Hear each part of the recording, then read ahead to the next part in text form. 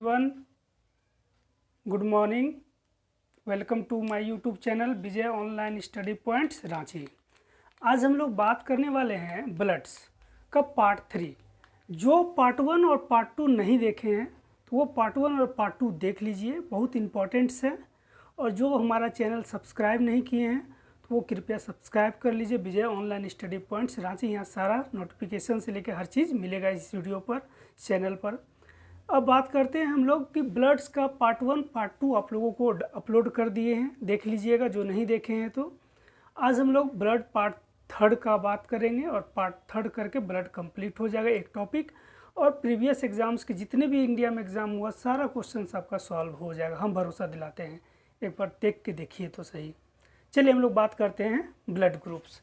तो सबसे पहले ब्लड ग्रुप्स की खोज जो है, ब्लड ग्रुप कितने प्रकार के होते हैं उसकी खोज किया था दक्षिण अफ्रीका के वैज्ञानिक थे Karl Landsteiner. Karl Landsteiner 1900 ईस्वी में उन्होंने ब्लड ग्रुप की खोज की थी। तो पाया कि मनुष्य में 4 प्रकार के ब्लड पाए जाते हैं, ए, बी, ए बी और ओ।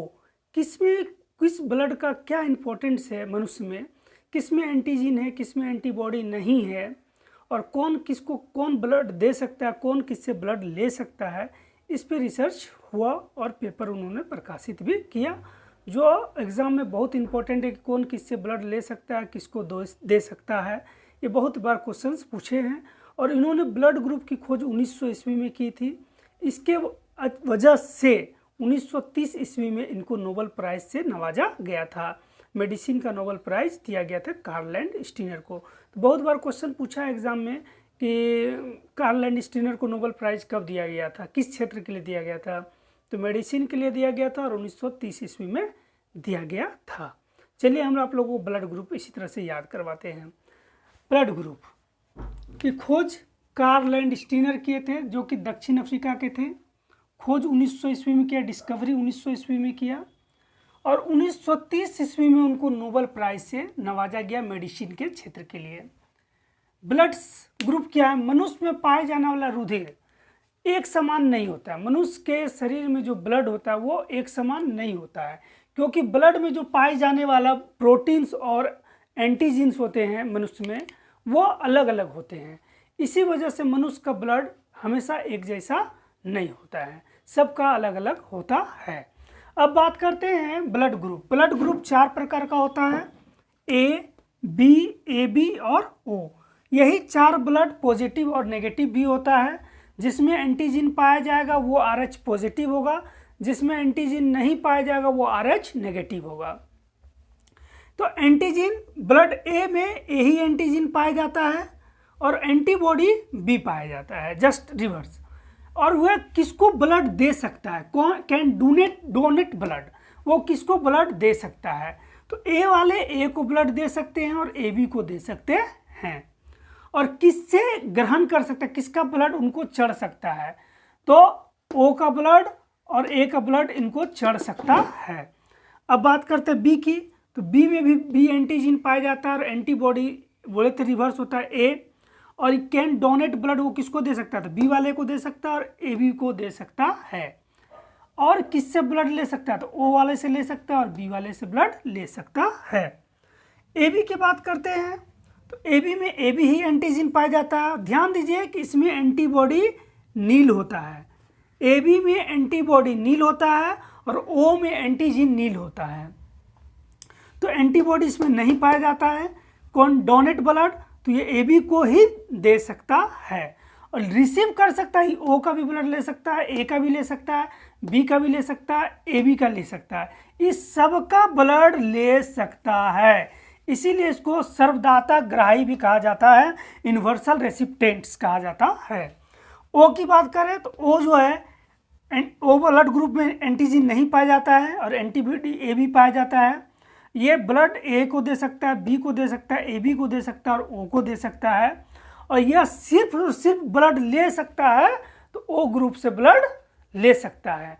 तो ध्यान दीजिए कि ए बी ऐसा ब्लड ग्रुप है जो कि वो सबसे ब्लड ले सकता है। यानी समझिए ए बी ऐसा भिखारी है जो सबसे भीख मांग सकता है।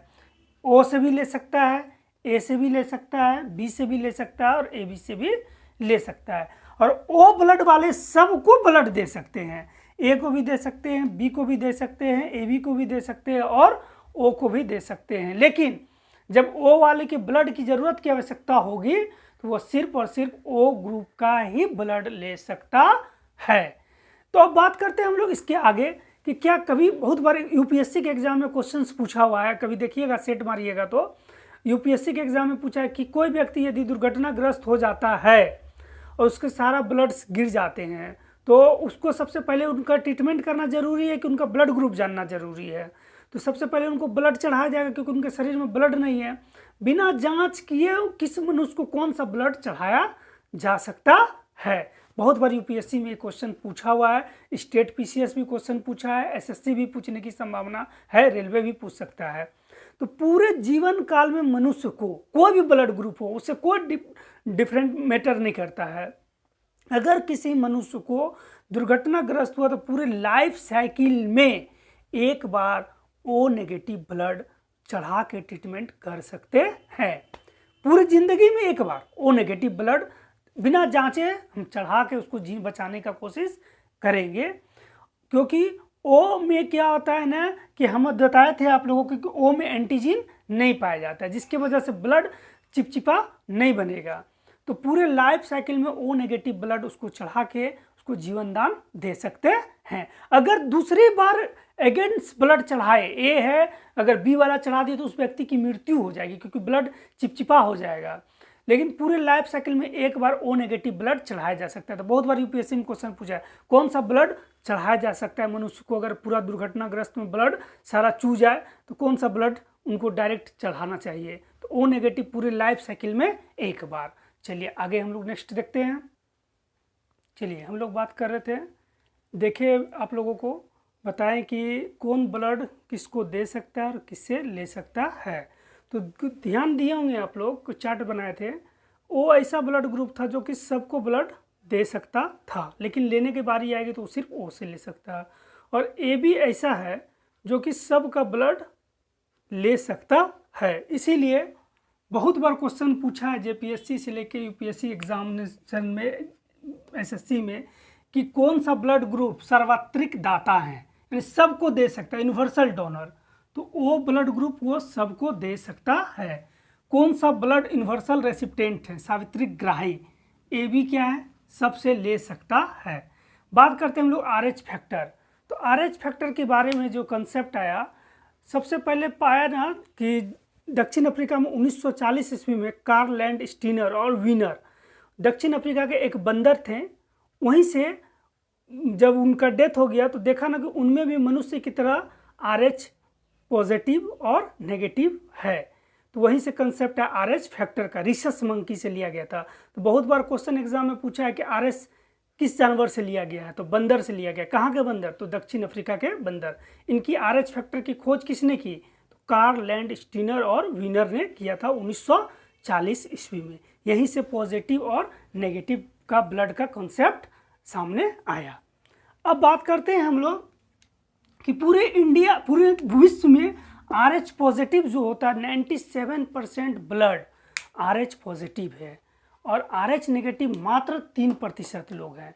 यानी कि जो बेचारा का ब्लड ग्रुप नेगेटिव है तो उनको थोड़ा सा ब्लड मिलने में मुश्किल हो सकता है देन RH पॉजिटिव के अलावे।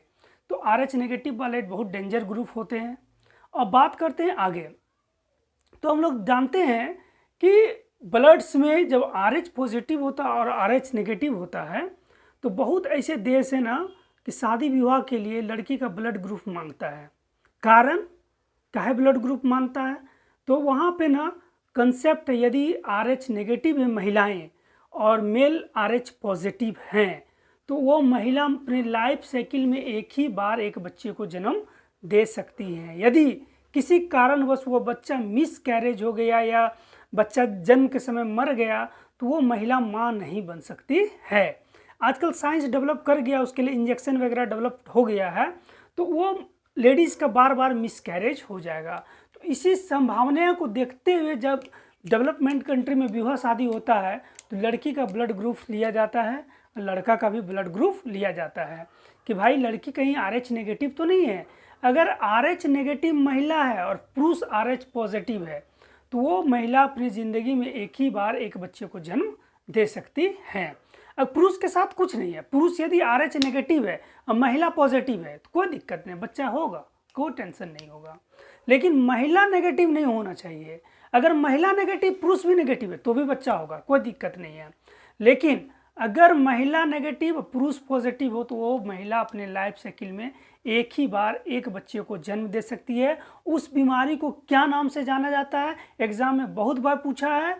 इसीलिए जितने भी डेवलपमेंट कंट्रीज़ हैं तो सबसे पहले बोलता है भाई लड़की का ब्लड ग्रुप भेजो, कौन ग्रुप में कौन पॉसिबिलिटी है रोग हो सकता है, उसके जेनेटिक्स कोड भेजो, ये सब जांच करके शादी विवाह होता है। लेकिन हमारे इंडिया में भी ऐसा नहीं है। जैसे जैसे एजुकेशन का दायरा बढ़ेगा तो इंडिया में भी ऐसा होने लगेगा।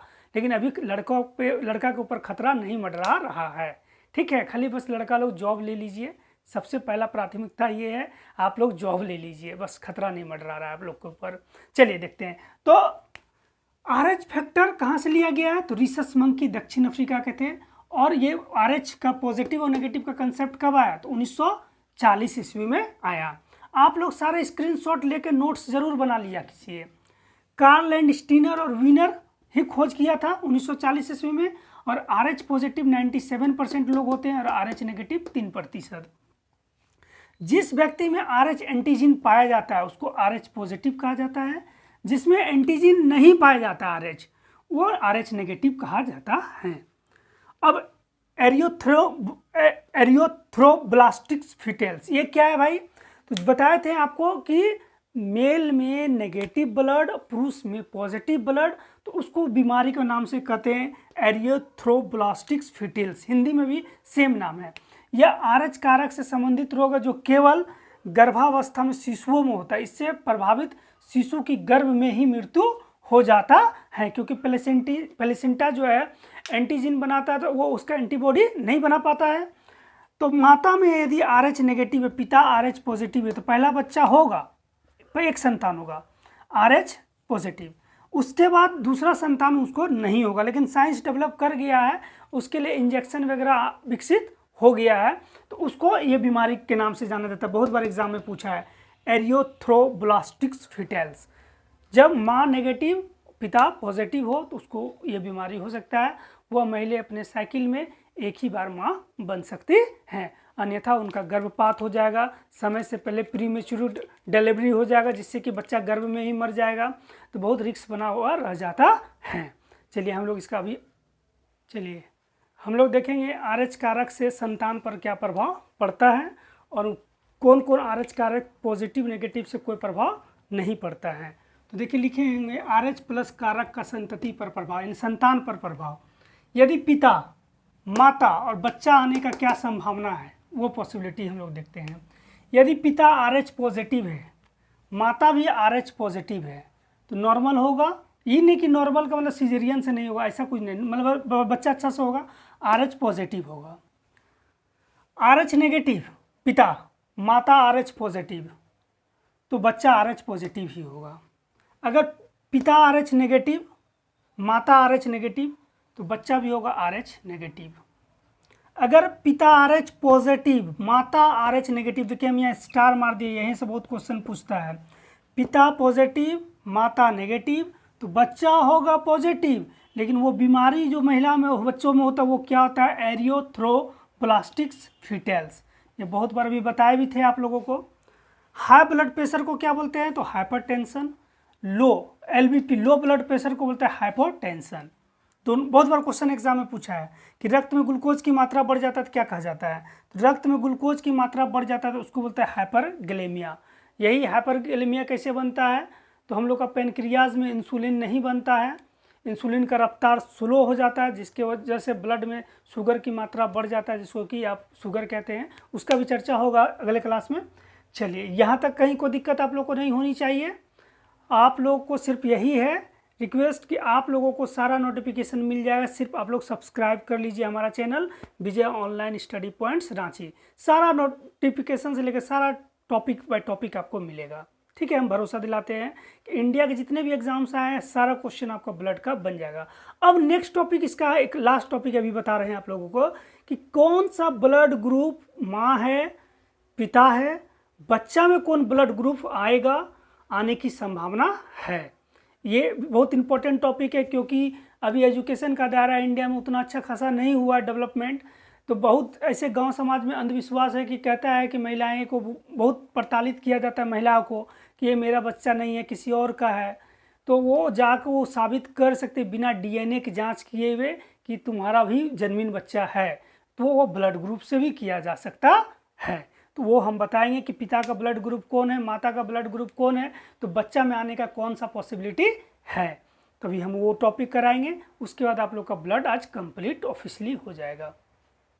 तो हम लोग बात कर रहे थे कि कौन सा ब्लड ग्रुप में कौन सा माँ पिता होने की वजह से बच्चा में कौन ब्लड ग्रुप आने की संभावना है और कौन नहीं आ सकता है। इससे क्लियर हो सकता है कि क्या उसका संतान है या नहीं है। चलिए हम लोग देखते हैं। अगर माता पिता दोनों ए और ए हो तो बच्चा में जो ब्लड ग्रुप आने का पॉसिबिलिटी ए या ओ, बी और ए भी कभी नहीं हो सकता है। अगर ए माँ हो, पिता हो, बी माँ हो, ए हो सकता है, बी हो सकता है, ए भी हो सकता है, ओ भी हो सकता है। यहाँ आने का कोई ब्लड ग्रुप बचा ही नहीं, चारों का चारों ग्रुप तो ये लिया तो ये नील हो जाएगा, नहीं आने की संभावना। अगर ए और ए बी है तो बच्चा में आने की संभावना ए बी ए बी, ओ आने की कोई संभावना नहीं है। यदि पिता ए हो, माता ओ ब्लड ग्रुप हो तो बच्चा में ए या ओ ब्लड ग्रुप हो सकता है। बी और ए बी आने की कोई पॉसिबिलिटी नहीं है। यदि बी पिता हो, माता बी हो तो बच्चा में ब्लड ग्रुप बी या तो ओ आ सकता है। क्लियर? तो ए और बी आने की कोई संभावना नहीं है। अगर बी और ए बी है तो ए बी, बी और ए बी आ जाएगा, ओ आने की कोई संभावना नहीं है। यदि बी और ओ है तो बी या ओ ही होगा, ए और ए बी आने की कोई संभावना नहीं है। यदि ए बी माता भी है, पिता भी ए बी है तो बच्चा में जो ब्लड ग्रुप आएगा ए बी और ए बी, ओ आने का कोई संभावना नहीं है। यदि पिता ए बी है, माता ओ ब्लड ग्रुप है तो बच्चे में ए हो सकता है, बी हो सकता है, ए बी और ओ आने की कोई संभावना नहीं है। यदि माता का ब्लड ग्रुप ओ है, पिता का भी ब्लड ग्रुप ओ है तो बच्चा में जो ब्लड ग्रुप होगा वो ओ होगा। ए बी और ए बी आने की कोई संभावना नहीं है। एग्जाम में बहुत बार पूछता है कि पिता का ब्लड ग्रुप ए है, माता का ब्लड ग्रुप बी है तो बच्चे में कौन ब्लड ग्रुप आएगा। तो पिता का ए, माता का बी, तो बच्चा में ब्लड ग्रुप आने का संभावना क्या है? ए बी ओ।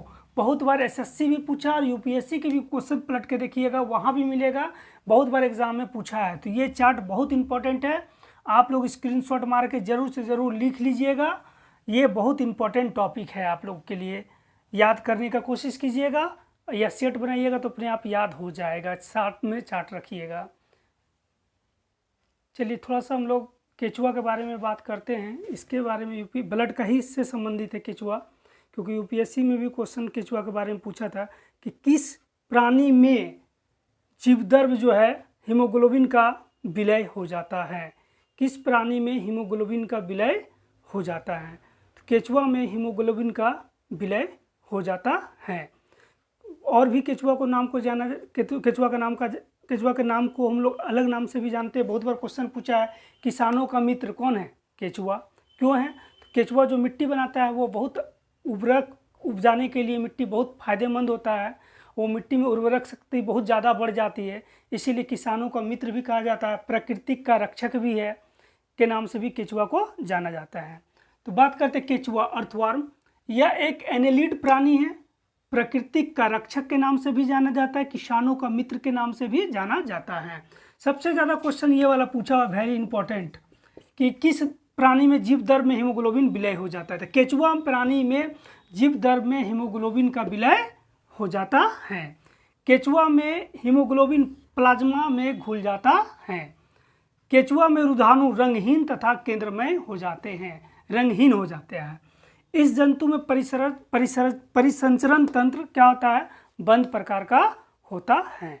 इसीलिए ब्लड से संबंधित था तो केचुआ से क्वेश्चन बना था, तो आप लोगों को स्पेशल हम करवा दिए। चलिए ब्लड का तीनों पार्ट आप लोग जरूर से ज़रूर देखिए, और जो सब्सक्राइब नहीं किए हैं तो सब्सक्राइब हमारा चैनल कर लीजिए, Vijay online study points Ranchi. Have a nice day.